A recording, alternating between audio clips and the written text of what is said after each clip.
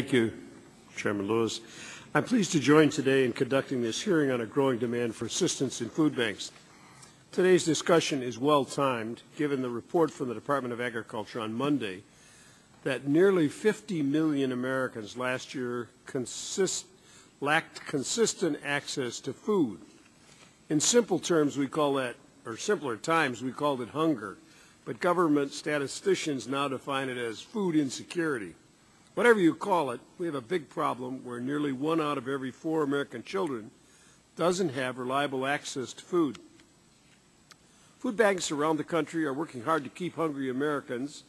However, just as the demand for their service is escalating, some are finding charitable donations declining. Part of the purpose of this hearing is to encourage giving among those who are in a position to help the less fortunate, as well as to consider suggestions for stimulating such donations. We all know that charitable giving is only part of the answer. When we rely on charitable giving, we're relying on the charity of strangers.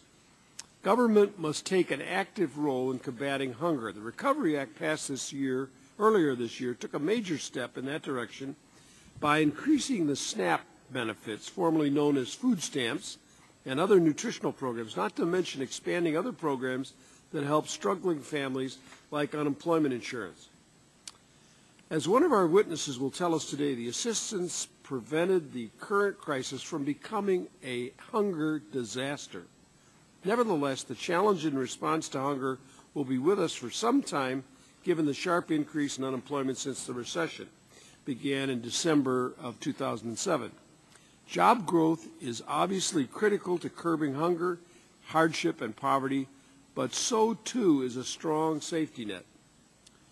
When one of our primary programs for needy families providing assistance to less than 1 out of every families living in poverty, as is now the case with the TANF program, we still have a lot of work to do. I'm looking forward to hearing the efforts of food banks to respond to the growing hunger and how we can help them in that task. Thank you, Mr. Chairman.